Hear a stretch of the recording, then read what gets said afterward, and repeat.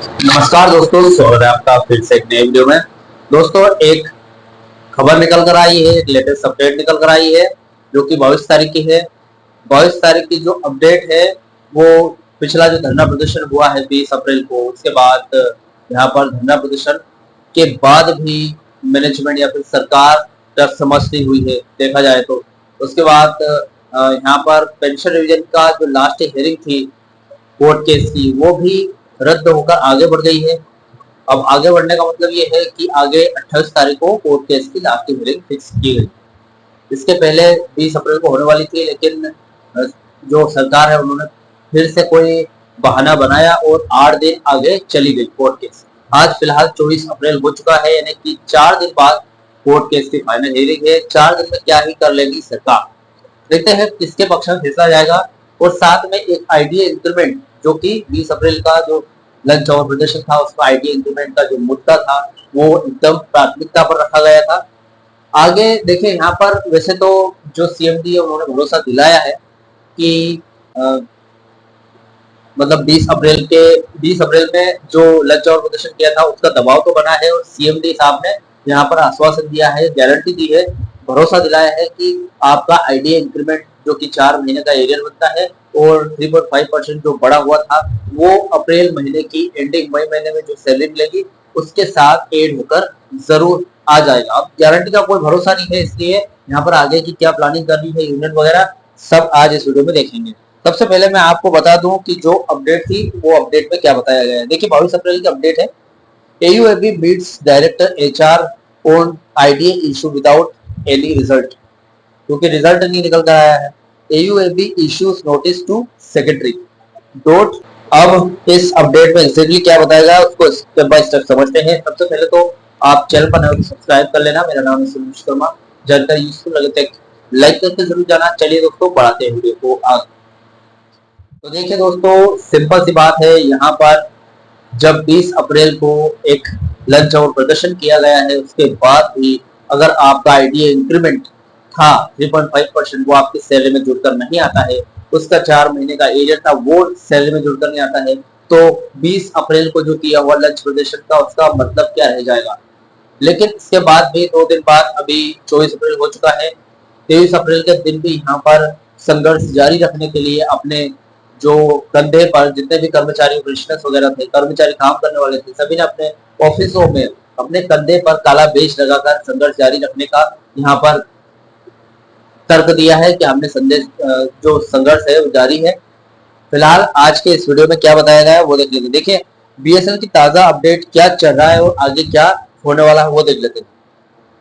IDA arrear पर तकरार और वर्किंग स्टाफ के लिए क्या है। देखिए, सबसे बड़ी बात यह है कि 20 अप्रैल के जबरदस्त प्रदर्शन के बाद भी मैनेजमेंट का दिल नहीं पिघला भाई साहब। क्या हुआ था, एयूएबी के जो लीडर है डायरेक्टर एचआर से मिले थे ताकि इस महीने की सैलरी के साथ आईडीए एरियर मिल जाए, लेकिन वहां से कोई भी पक्का भरोसा नहीं मिला सीएमडी से। अब आगे का क्या, यूनियन ने अब सीधे लड़ाई का मन बना लिया है। 23 अप्रैल से काली पट्टी बांधकर विरोध शुरू हो चुका है। अब ट्विटर अभियान यानी कि सोशल मीडिया के माध्यम से प्रोटेस्ट चेन मानव श्रृंखला के जरिए सीधे डोट सचिव पर दबाव बनाया जाएगा, यानी कि डोट के जो बड़े हैं उन पर दबाव बनाने की पूरा पूरा तैयारी है यहाँ पर। सेकंड पॉइंट है पेंशनर्स और 28 अप्रैल की डेडलाइन की अगर बात करें तो पेंशनर्स के लिए दिल्ली हाईकोर्ट का मामला अब डिसीजन के मोड़ पर चला गया है। दिल्ली हाईकोर्ट पहले 30 मार्च को होने वाली थी, लेकिन यहाँ पर सरकार ने समय मांगा, कुछ अपनी प्रॉब्लम बताई, तकनीकी प्रॉब्लम है या फिर बहाना हो सकता है।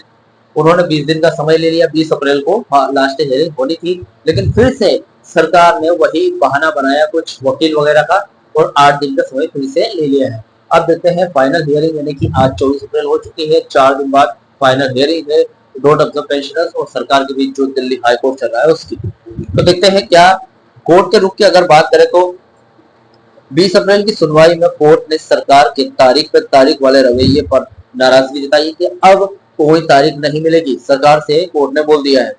फाइनल हियरिंग की अगर बात करूं तो अब 28 अप्रैल की तारीख फिक्स है।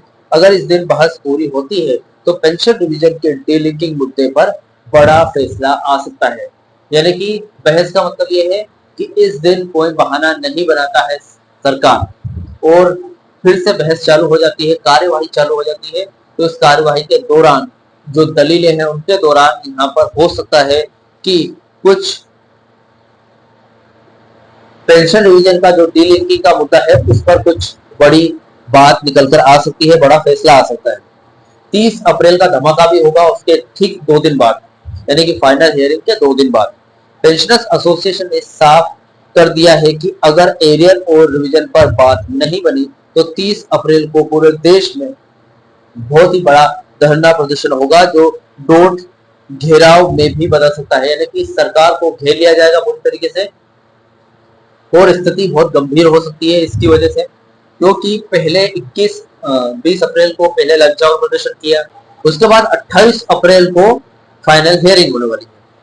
तो IDA increment plus pension revision ये दोनों नहीं हुए फाइनल हियरिंग और 21 अप्रैल के लॉकडाउन प्रदर्शन के बाद भी, तो ऐसी स्थिति में 30 अप्रैल को पूरी सरकार को घेर लिया जाएगा और इस स्थिति में बीएसएनएल बहुत ज्यादा खराब कंडीशन में आ जाएगी, रेवेन्यू गिर सकता है। तीसरा पॉइंट है ठेका मजदूरों और भत्तों यानी कि वर्क अलाउंसेस का जो मुद्दा था उसकी बात कर लेते हैं। यूनियन के जनरल सेक्रेटरी अनिमेश मित्रा ने सीएमडी के साथ मिलकर 2 खास बातें रखी है, जिसकी एक तो मजदूरों की छटनी पर रोक, बंगाल और कोलकाता जैसे सर्कल में बजट के नाम पर मजदूरों को निकाला जा रहा है। सुझाव दिया है कि इन्हें मेंटेनेंस के काम में लगाया जाएगा। यहाँ पर यूनियन ने खुद इसके पहले मैंने एक अपडेट दी थी वीडियो में कि यूनियन ने सीएमडी से मिलकर इस पर गारंटी ली थी कि जो जो मजदूर वगैरह उनको ना निकाला जाए, उनकी छटनी बंद की जाए और बंद करने के बाद उनको बीएसएनएल के किसी अन्य विभाग में लगाया जाए। तो इसी पर सुझाव ये दिया गया था कि इन्हें मेंटेनेंस के काम में लगाया जाए। सीएमडी ने इसे सहानुभूति के साथ देखने का वादा किया था, यानी कि गारंटी दी। रुके हुए भत्तों की अगर बात करें तो 2025 में कमेटी बनी थी, लेकिन इस साल ठंडे बस्ते में उस कमेटी में कोई भी मीटिंग नहीं हो रही और उस मीटिंग में यूनियन की कोई मौजूदगी नहीं है। इस पर भी सीएमडी ने जल्द एक्शन का भरोसा दिलाया था यूनियन को। यूनियन ने बोला था कोई मीटिंग नहीं कर रही है हम कमेटी। अगली बड़ी मीटिंग की बात करो तो 29 अप्रैल 2026 को सेंट्रल सचिवालय की ऑनलाइन मीटिंग बुलाई गई है। इसमें 28 अप्रैल के कोर्ट के फैसले और 30 अप्रैल के धरने की अंतिम प्लानिंग तैयार हुई। मतलब 29 अप्रैल को ठीक कोर्ट की लास्ट हियरिंग के ठीक एक दिन बाद 29 अप्रैल को यूनियन ने अपनी खुद की टीम की एक मीटिंग बुलाई है, ताकि 29 अप्रैल जो 28 अप्रैल की लास्ट हियरिंग में जो भी फैसला लेगी सरकार, भले वो सरकार के पक्ष में हो, पेंशनर्स के पक्ष में हो, दोनों में से एक के पक्ष में तो होगा, तो उस पर एक प्लानिंग तैयार होगी। अगर फैसला यहाँ पर पेंशनर्स के पक्ष में आता है और वो नकारात्मक होता है तो प्लानिंग उस हिसाब से की जाएगी। अगले धरना प्रदर्शन में इस मुद्दे को जोरों शोरों से उठाया जाएगा। अगर पेंशनर्स के पक्ष में सकारात्मक प्रतिक्रिया आई कोर्ट की कि चलो ठीक है डीलिंकिंग के लिए मान गई, तो ऐसी स्थिति में धरना प्रदर्शन फिर भी होगा, क्योंकि आईडीए इंप्लीमेंटेशन नहीं मिला है, वेज रिवीजन नहीं मिला है। तो इन सभी मुद्दों को हल करने के लिए फिर भी धरना प्रदर्शन जरूर करेगी यूनियन। फिलहाल आज के इस वीडियो में जो भी मैंने आगे की प्लानिंग थी या फिर आगे क्या होने वाला है सब आज के इस वीडियो में क्लियर कर दिया है।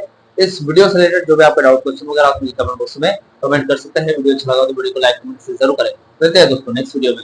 सी यू सून।